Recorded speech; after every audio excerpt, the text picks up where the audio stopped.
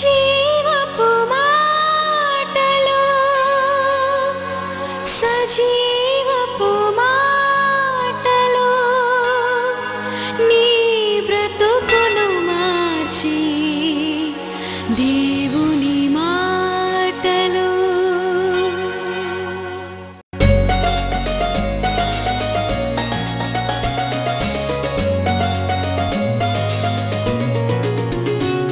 నిరాశలను తొలగించి జీవపు మాటలు నిరీక్షణను కలిగించి దేవుని మాటలు నిన్ను బ్రతికించి నిన్ను రక్షించి నిత్య జీవమునొసగే జీవపు మాటలు జీవపు మాటలు. అంటే ఒక మంచి కార్యం చేయడానికి ఒక స్త్రీ తెగించినప్పుడు ప్రభు ఆమెకు తోడుగా ఉన్నాడని మనకు అర్థమవుతుంది. దేవునికి స్తోత్రం. Don't get discourage by the remarks of the people. నేనేమంటున్నానంటే నీ వ్యక్తిత్వాన్ని నువ్వు చక్కగా కట్టుకోవాలి, నీ కుటుంబాన్ని చక్కగా నీ నియంత్రణలో ఉంచుకోవాలి. దేవుని శక్తి తోడుగా ఉండి ప్రభు కొరకు ఘన విజయాలు సాధించడానికి ఏనాడు నువ్వు వెనకంజ వేయకూడదు. దేవునికి స్తోత్రం. హల్లెలూయా. మరి స్త్రీ మనకు గొప్ప నిదర్శనంగా నిలబడుతుంది. దేవునికి స్తోత్రం. మరి చాలామంది పౌలు చెప్పిన మాటను మాటి మాటికి చెప్పి స్త్రీలను ఉక్కు పాదంతో అణిచివేస్తున్నారు. అందుకే లేపాడేమో నన్ను దేవుడు. దేవునికి స్తోత్రం. హల్లెలూయా. నువ్వు చెప్పు అంటున్నాడు. నువ్వు చెప్పు ఐ లవ్ విమెన్. నువ్వు చెప్పు నేను స్త్రీలను ప్రేమిస్తున్నాను. నువ్వు చెప్పు స్త్రీలను నేను అభిషేకించి ఉన్నాను. నువ్వు చెప్పు స్త్రీలు దేవుని కొరకు ఘన విజయాలు సాధిస్తారని మాటి మాటి ప్రభువు నాతో మాట్లాడుతున్నాడు. అప్పుడు నేను కూడా అన్నాను, మరి పౌలు అన్నాడు కదా దేవా మౌనంగా ఉండమన్నప్పుడు వెంటనే పరిశుద్ధాత్ముడు నాకు చక్కగా దేవుని వాక్యాన్ని అర్థం చేసినాడు. నేను కొన్ని రీసెర్చ్ బుక్స్ పెట్టుకొని చదివినాను. పండితులు ఏమంటున్నారు, దేవుని జ్ఞానం కలిగిన వారు ఏమంటున్నారు, ఎందుకు పేతురే అంటున్నాడు పౌలు యొక్క మాటలను వీరు అపార్థము చేసుకున్నారని. 2వ పేతురు గ్రంథం ఒకసారి తీయండి. ఇక్కడ పేతురు భక్తుడు అంటున్నాడు, కొందరు సహోదరుడైన పౌలు చెప్పిన మాటలను అపార్థం చేసుకున్నారు. 2వ పేతురు గ్రంథం 3వ అధ్యాయము 15, 16 చదివితే అపోస్తలుడైన పేతురే అంటున్నాడు పౌలు మాటలు అపార్థం చేయబడిందని. 15 చూడండి. మరియు మన ప్రభు యొక్క దీర్ఘశాంతము రక్షణార్థమైందని ఎంచుకొని అలాగూ మన ప్రియ సహోదరుడైన పౌలు కూడా తనకు అనుగ్రహింపబడిన జ్ఞానం చొప్పున మీకు రాసి ఉన్నాడు.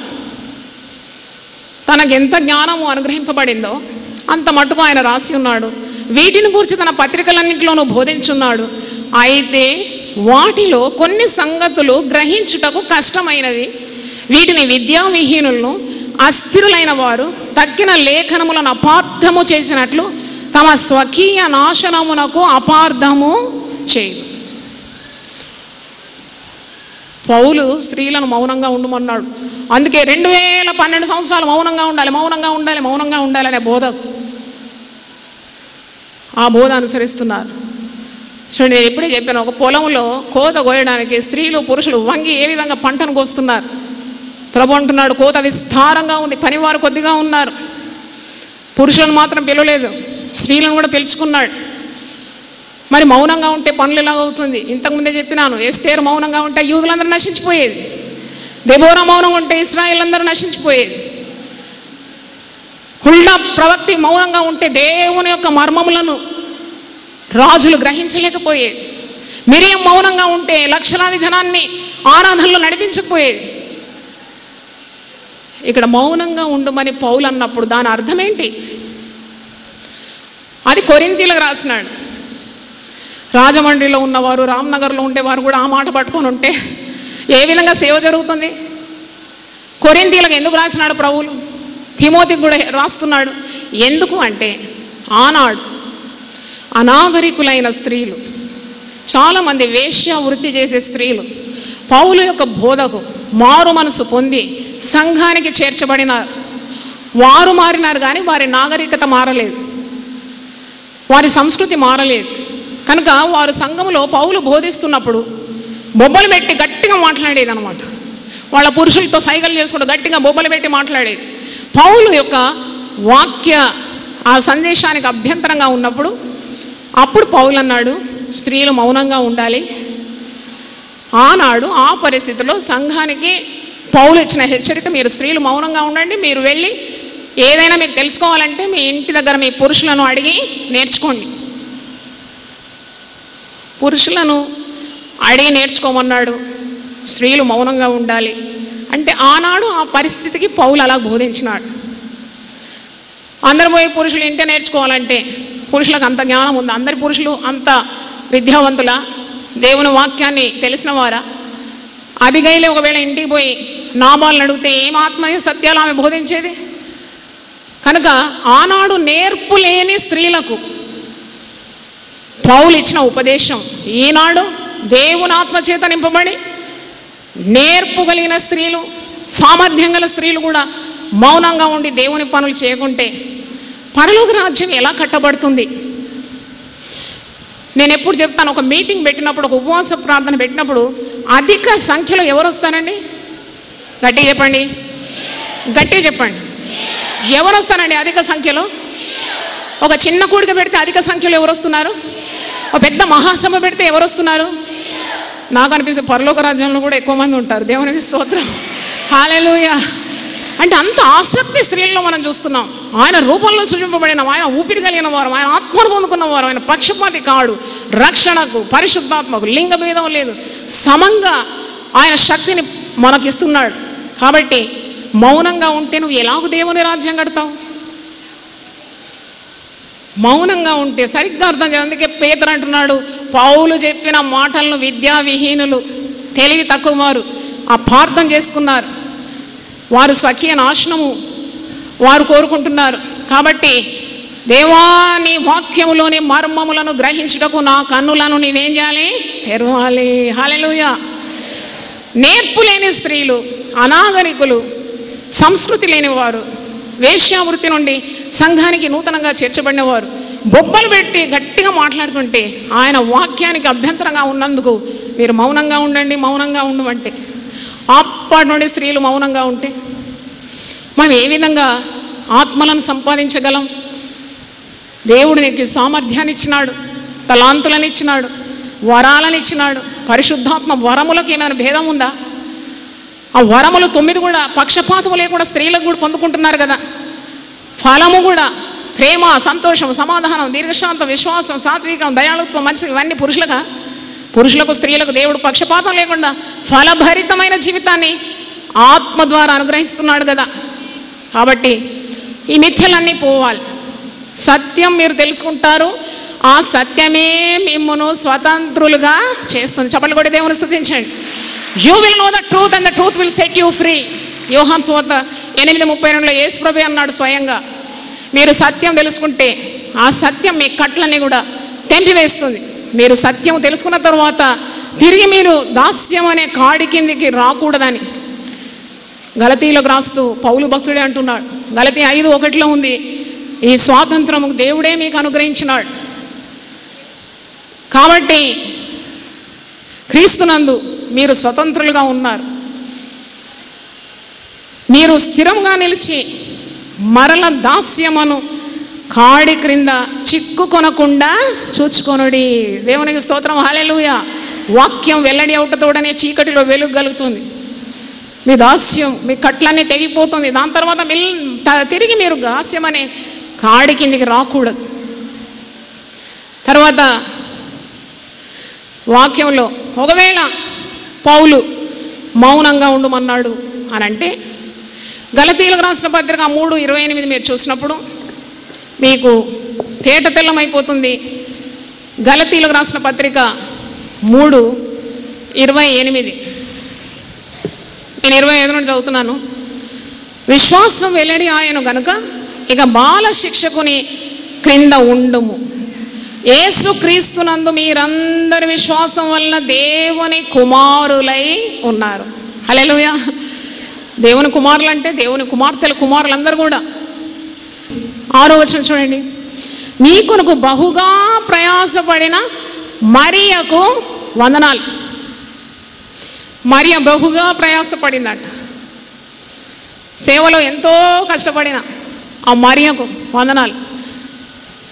మౌనంగా ఉన్న ఫీబేకు, మౌనంగా ఉన్న అక్కులకు, మౌనంగా ఏ పని చేయకుండా మరియకు శుభములని వందనాలని చెప్పడంలో వీళ్ళంతా చాలా ప్రయాసపడినారండి, చాలా కష్టపడినారండి, సేవలో సహకరించినారు. వారందరికీ కృతజ్ఞత తెలియజేస్తున్నాడు. ఇంకా చూడండి 7వ వచనం, నాకు బంధువులను నా తోడి ఖైదీలైన ఆంద్రోనికను యూనియకును వందనములు. వీరు అపోస్తలుల్లో ప్రసిద్ధికెక్కిన వారై నాకంటే ముందుగా క్రీస్తునందున్నవారు. 2 అపోస్తలుల పేరుంది, యూనియా, ఆంద్రోనిక. ఆంద్రోనిక పురుషుడు, యూనియా ఒక స్త్రీ అయి అపోస్తకురాలుగా ఉంది. పౌలు కంటే ముందుగానే ఆమె అపోస్తకురాలని మీరు రీసెర్చ్ చేస్తే మీకు అర్థమవుతుంది. జూనియా వాజ్ ఏ విమెన్ అపోస్టల్. వారికి ఇద్దరికి కూడా వందనాలు చెప్తున్నాడు పౌలు. తర్వాత 12వ వచనం చూడండి, ప్రభువునందు ప్రయాసపడు తుప్రైనాకును త్రుఫోసాకును వందనం. వీరు కూడా స్త్రీలే, బహుగా ప్రభువునందు ప్రయాసపడిన వారికి వందనాలు. తర్వాత ప్రియురాలకు పెర్సిసునకు వందనములు. ఆమె ప్రభువునందు బహుగా ప్రయాసపడా. ప్రియురాలకు పెర్సిస్ అంటే నేను అనుకున్నాను పౌలు ప్రియురాలేమో అని. అప్పుడు పరిశుద్ధాత్ముడు అన్నాడు పౌలుకు కాదు, సంఘానికి ప్రియురాలు. చప్పట్లు కొట్టి దేవుని స్తుతించండి, హల్లెలూయా.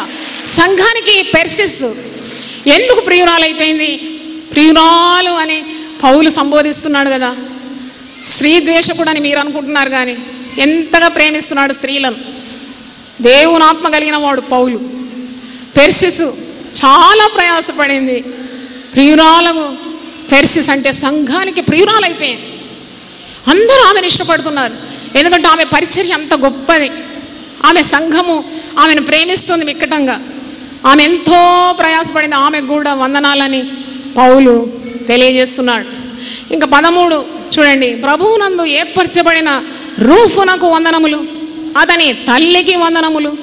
ఆమె నాకును తల్లి. చప్పట్లు కొట్టి దేవుని స్తుతించండి. ప్రభువునందు ఏర్పరచబడిన రూఫుకు వందనాలు, రూఫ్ యొక్క తల్లికి వందనాలు. ఆమె నాకు కూడా తల్లి అంటే అర్థం పౌలుకు ఆమె ఎంతో పరిచర్య చేసి, సొంత కుమారుని వలె అన్నం వడ్డించిందో, బట్టలు ఉతికిచ్చిందో, ఇంటికి వచ్చినప్పుడు విశ్రాంతి తీసుకున్నాడు, కావాల్సిన సహాయం అందించింది. కాబట్టి రూఫుకు మాత్రం తల్లి కాదు, నాకు కూడా ఆమె తల్లి. అంటే స్త్రీలు సేవ చేయకుండా మౌనంగా ఉన్నారా ఇక్కడ? మీరేమంటారండి?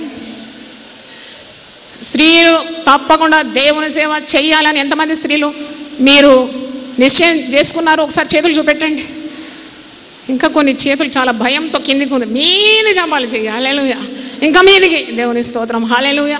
మీకు కావాల్సిన రుజువులన్నీ కూడా పరిశుద్ధ గ్రంథం నుండి ఇస్తున్నాను. ఇది నా మాటలు కాదు, దేవుడు నాకు ఇచ్చిన మాటలు, దేవుడు నన్ను ప్రేరేపించి చెప్పే మాటలు. మరి ఇక్కడ రూఫు తల్లికి వందనాలు అంటున్నాడు. 15వ వచనం చూడండి, యూలియాకు వందనాలు, సహోదరికి వందనాలు. పవిత్రమైన ముద్దు పెట్టుకొని ఒకరికొకడు వందనములు చేయుడి. అంటే ఎంత ప్రేమగా, ఎంత ఆప్యాయంగా పౌలు ఈ పత్రిక శుభములు చెప్తూ, వందనాలు చెప్తూ, సేవలో ప్రయాసపడిన స్త్రీలందరినీ జ్ఞాపకం చేసుకుంటూ ఆయన ఈ యొక్క పత్రిక రాస్తూ ఉన్నాడు.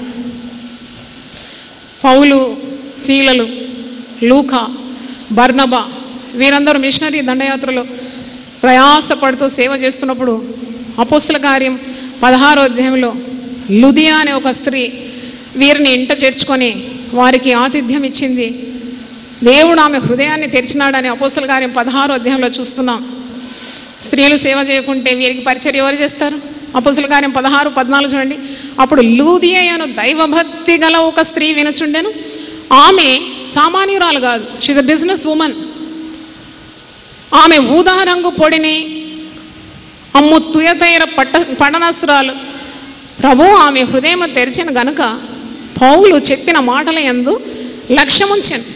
ఆమెయు ఆమె ఇంటి వారును బాప్తిసం పొందినప్పుడు ఆమె, నేను ప్రభువునందు విశ్వాసం గలదానని మీరు ఎంచితే నా ఇంటికి వచ్చి ఉండడని వేడుకొని మమ్మను బలవంతము చేశాను. భక్తులను బలవంతం చేసి, రండి మా ఇంటికి రండి, విశ్రాంతి తీసుకోండి. మా ఇంటికి వచ్చి ప్రార్థన చేయండి. ఆమె ఒక వ్యాపారస్తురాలు, ఊదా రంగు పొడి అమ్మే స్త్రీ. కానీ ఆమెలో మరి దేవుని ఆత్మ ఉన్నది. దేవుడు ఆమె కన్నులు తెరిచినాడు, హృదయాన్ని తెరిచినాడు.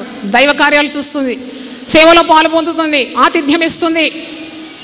కనుక ఇలాంటి చురుకైన స్త్రీలు చాలామంది ఉన్నారు వాక్యంలో. పాత నిబంధన, క్రొత్త నిబంధన అందరూ, నాకైతే అందరూ స్త్రీలే కనబడుతున్నారు. దేవుడు వాడుకున్న స్త్రీలందరూ కొట్టొచ్చినట్టు కనబడుతున్నారు. అపోస్తలుగానే 12:12 మార్కు అను మారు పేరు గల యోహాను తల్లి అయిన మరియ గృహములో ప్రార్థన జరుగుతుండగా సంఖ్యల్లో ఉన్న పేతురు యొక్క సంఖ్యలు విడిపోయింది. సంఘము అంటే ఆనాడు సంఘము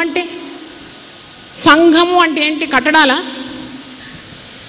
సంఘం అంటే విశ్వాసుల గుంపు మాత్రమే. ఆదిమ సంఘము కొందరు స్త్రీలు నడిపించే కూడికల్లోనే సంఘం పుట్టింది. మరియ గృహంలో సంఘం ఉన్నది. పేతురు సంఖ్యలో ఉన్నప్పుడు సంఘము అత్యాసక్తితో ప్రార్థన చేసిందంటే, సంఘం అంటే ఏదో పెద్ద భవనం కాదు. ఆ మరియ గృహంలో ప్రార్థనా కూడిక, విశ్వాసులు ప్రార్థన చేస్తున్నారు. దేవుడు గొప్ప కార్యం చేస్తున్నాడు. చెరసాల నుండి పేతురును విడిపించినట్టు మనం చూస్తున్నాం. తర్వాత వాక్యంలో మీరు చూస్తే ఫిలిప్పీలకు రాసిన పత్రిక 4వ అధ్యాయం 2వ వచనం ఒకసారి చూడండి. పౌలు భక్తుడు ఇద్దరు స్త్రీలను ప్రశంసిస్తున్నాడు. ఫిలిప్పి 4:2 ప్రభువునందు ఏక మనస్సు గలవారై ఉండుడని యువోదియను సుంటుకేను బతిమాలు కొంచున్నాను.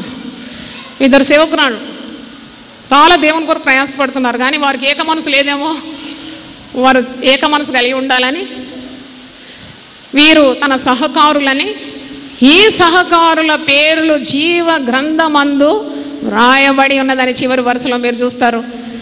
3వ వచనంలో ఈ సహకారుల పేర్లు జీవ గ్రంథమందు వ్రాయబడి. చప్పట్లు కొట్టి దేవుని స్తుతించండి. హల్లెలూయా. చూడండి, పౌలు సహకారు, యువోదియా, సుంటుకే, మరి ఇద్దరు స్త్రీలు పౌలు పరిచర్యలో సహకరించినారు. వారిని దీవిస్తున్నాడు పౌలు. వీళ్ళ పేర్లు జీవగ్రంథంలో ఉండాలని వారిని మరి ప్రశంసిస్తున్నట్టు మనకు అర్థమవుతుంది. దేవుని యొక్క సువార్త చెప్పడానికి స్త్రీలు ఏనాడు కూడా వెనకాడకూడదు. మీకున్న దీపాన్ని మీరు ఎత్తిపట్టుకోవాలి. అలా ధైర్యంగా సువార్త అందించినప్పుడు నేను అనేకమైన ఆత్మలను ప్రభు కొరకు సంపాదించగలిగినాను. ఒకరోజు ఒక భయంకరమైన క్రిమినల్ ఇంటికి వెళ్ళాల్సి వచ్చింది. ఆ ప్రదేశంలో చాలా మూఠా రౌడీ. అతని భార్య మా సహవాసానికి వచ్చేది, సంఘానికి వచ్చేది. ఆమె కూడా అన్యురాలే కానీ ప్రభు తట్టు ఆకర్షింపబడేది. 4 పిల్లలు, నిండు గర్భిణి, 4వ కాన్పు. ఇప్పుడు భయపడి వణుకుతూ ఉందన్నమాట. నా దగ్గరకు వచ్చి, అమ్మా నేను ఆత్మహత్య చేసుకుంటాను, నేను ఇంకా బ్రతకను, నేను చచ్చిపోతాను. ఆమె ఎవరో కూడా నాకు తెలియదు. నేను అడిగినా నువ్వు ఎక్కడ ఉంటావమ్మా అంటే, నేను ఈ చర్చికి దగ్గరే ఉంటానమ్మా. నా భర్త భయంకరంగా త్రాగొచ్చి కడుపులో దంతాడమ్మా. పిల్లలందరూ భయపడి వణికి మంచం కింద దాచుకుంటారమ్మా. నా జీవితమే ఒక నరకము కాబట్టి పిల్లలకు నాకు నేను మరి మందు తాగి చావాలని అనుకుంటున్నాను. నువ్వు చచ్చే అవసరమే లేదు. నువ్వు ముఖ్యంగా సంఘానికి వచ్చినావు, జీవం గల దేవుని సంఘానికి వచ్చినావు, నీకు ఇంకా చావు లేదని చెప్పినాను. దేవునికి స్తోత్రం. హల్లెలూయా. యేసుక్రీస్తు లోకానికి ఎందుకు వచ్చినాడు? జీవము సమృద్ధి అయిన జీవం ఇవ్వడానికి వచ్చినాడు. ఒక దైవ సేవకురాల దగ్గరకు నువ్వు వచ్చినావు, నీకు ఇంకా చావు లేదు. నేను వస్తాను మీ ఇంటికి ప్రార్థన చేస్తానని మరి దేవుని ఆత్మ ద్వారా దేవుడు నాకు ధైర్యం ఇచ్చినాడు. అది రాత్రి 9 గంటలకు అయ్యగారు అప్పుడు డ్యూటీలో ఉన్నారు. ఈ స్త్రీ వచ్చి నా దగ్గర నేను చచ్చిపోతాను, నేను ఇక బ్రతకనంటే, నేను అప్పుడే బ్యాంకులో పనిచేస్తున్నాను. అప్పుడు బ్యాంకు నుండి వచ్చినాను, నాకు 3 చిన్న పిల్లలు, వారిని సగబెడుతున్నాను. అప్పుడు ఏమొచ్చి ఏడుస్తూ ఉంది. నాకు ఎటు తోచలేదు. ఇప్పుడే నమ్మంటుంది ఇంటికి, లేకుంటే నేను చనిపోతాను అంటుంది. ఏం చేయాలి నేను? ఒకవేళ అయ్యగారికి ఫోన్ చేసి అడిగితే తప్పకుండా వద్దంటారు. రాత్రి ఎవరు పంపుతారండి భార్యలను? అది కూడా మంచివాడు కూడా కాడు. నేను పోయి నా రూమ్లో మోకరించినాను, ప్రార్థన చేసినాను. ప్రభు నాకు ఏటూ తోచడం లేదు, నువ్వేమో నన్ను సేవకురాలుగా నిలబెట్టినావు. ఒక ఆత్మ తనతో పాటు ఒక గర్భిణీ స్త్రీ, మరి ఇంకా 3 పిల్లలు చచ్చిపోతారంటున్నారు. విషం తాగుతాం, మా ఇంటికి రమ్మంటున్నా, నేనేం చేయాలి? అప్పుడు ప్రభు అన్నాడు, నువ్వు నీ యూనిఫామ్ వేసుకొని వెళ్ళమన్నాడు. నా యూనిఫామ్ ఇది. దేవుని స్తోత్రం, హల్లెలూయా. బ్యాంకుకేమో మంచి రంగురంగులుగా వెళ్ళేదాన్ని, కానీ దేవుని సేవ అన్నప్పుడు మరి ఇలాగే నేను డ్రెస్ చేసుకోవాలని దేవుడు నాకు ప్రేరేపించినాడు. ఈ యూనిఫామ్ వేసుకుంటే చీకటి శక్తులన్నీ పారిపోతుందని నా విశ్వాసం. దేవుని స్తోత్రం. మరి వేసుకున్నాను. 9 అయింది. మరి పిల్లలను పని ఆమెకు అప్పగించినాను. సరే ఇక్కడే కదా, ఈమె చాలా ఏడుస్తుంది. ఇంటికి వచ్చి ప్రార్థన చేస్తే ఆ మరణం అనేది కొట్టివేయబడుతుందని ధైర్యం కూడగట్టుకొని వేస్తాను ఒక అడుగు ప్రభు కొరకు. గుండెలో గుడ్లు పెడితే ఉడిగిపోతాయి అన్నమాట, అంత భయం. ఎందుకంటే నేను వెళ్తున్న ఈ గృహము భయంకరమైన త్రాగుబోతు, అక్రమస్తుడు, దుర్మార్గుడు. ప్రభు కొరకు నేను వెళ్తున్నాను. మరి స్త్రీ చనిపోతా అంటుంది, ఏం చేయాలి? పర్వాలే, ఒక ఛాలెంజ్, ఒక రిస్క్ తీసుకుంటానని పరిశుద్ధాత్మతో మంచిగా నింపబడి బైబిల్ పట్టుకున్నాను, తెల్ల బట్టలు కట్టుకున్నాను, వెళ్ళినాను. అంతే, గుమ్మంలోనే పెద్ద గొలియాతులాగా నిలబడుతున్నాడు ఆయన. భయంకరమైన వ్యక్తి, నల్లగా, కండ్లేమో ఎర్రగా, వెంట్రుకలన్నీ పెంచుకొని ఇలా నిలబడుతున్నాడు. చూడండి, దేవుడు మనల్ని సేవకు వెళ్ళమన్నప్పుడు మనల్ని ఒంటరిగా పంపడు, మనతో కూడా వస్తాడండి. దేవునికి స్తోత్రం, హల్లెలూయా.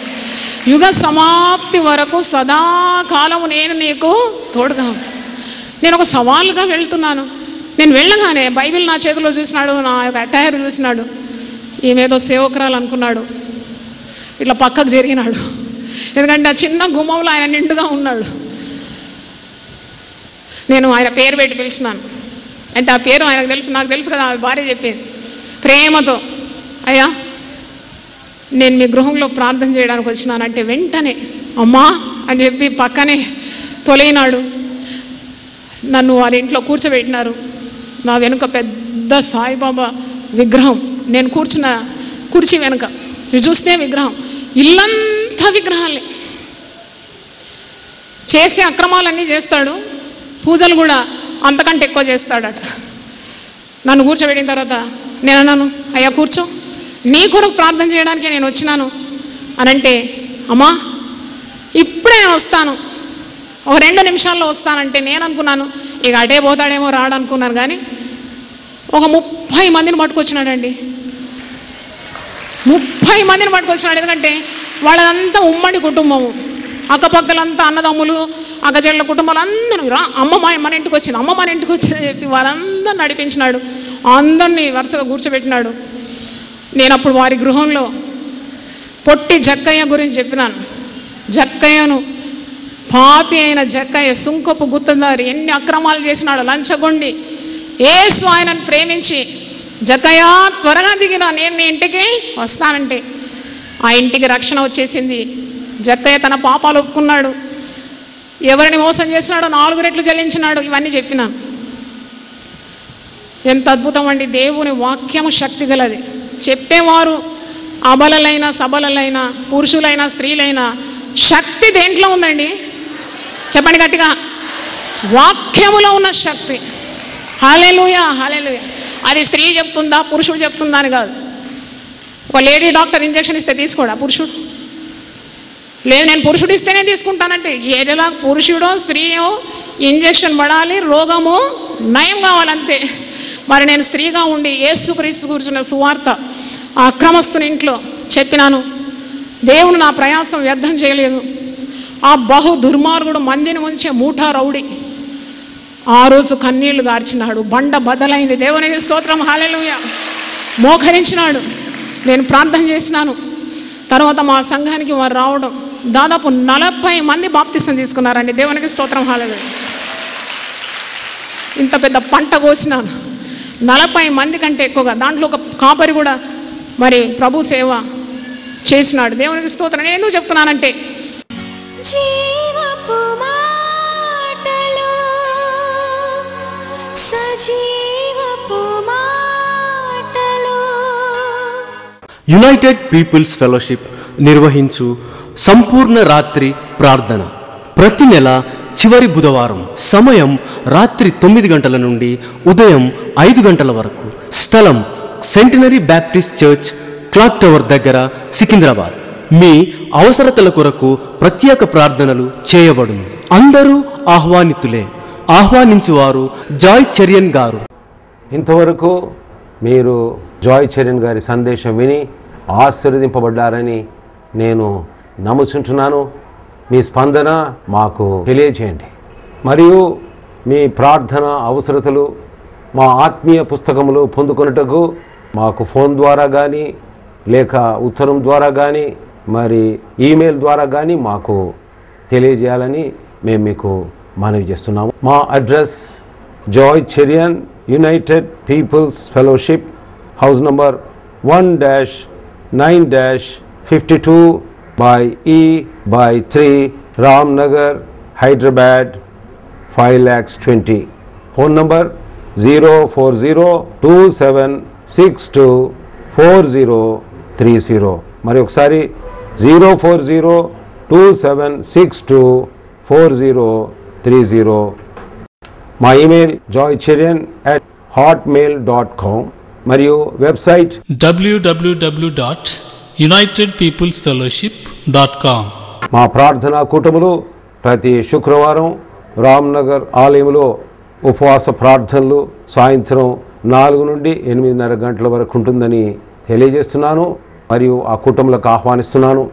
మరియు ప్రతి ఆదివారం రామ్నగర్ ఆలయంలో ఉదయకాల ఆరాధన 6 నుండి 8:30 గంటల వరకు మరియు ఆదివారం సాయంత్రం 5 నుండి 8:30 గంటల వరకు రామ్నగర్ ఆలయంలో జాయ్ చరణ్ గారు ఆశీర్వాదములు కలిగించు దేవుని 1000 ఆదేశములు అక్కడ అందిస్తారని మనవి చేస్తుంటున్నాను. యెహోవా మా ప్రభువా, ఆకాశములలో నీ మహిమను కనపరచువాడా, భూమి అందంతటా నీ నామము ఎంత ప్రభావము గలది. కీర్తనలు 8:1. ప్రతి మంగళవారము ఉదయం 10 గంటల నుండి 1 గంట వరకు జాయ్ చరియన్ గారు దేవుని 1000 నామముల శీర్షికను మరొకసారి ప్రసంగిస్తున్నారు.